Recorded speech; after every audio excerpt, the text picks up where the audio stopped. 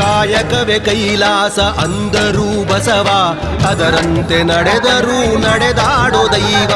ಕಾಯಕವೇ ಕೈಲಾಸ ಅಂದರೂ ಬಸವ, ಅದರಂತೆ ನಡೆದರೂ ನಡೆದಾಡೋ ದೈವ.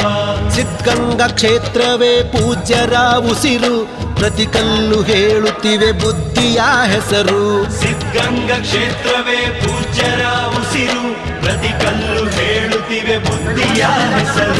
ಕಾಯಕವೇ ಕೈಲಾಸ ಅಂದರೂ ಬಸವ, ಅದರಂತೆ ನಡೆದರೂ ನಡೆದಾಡೋ ದೈವ.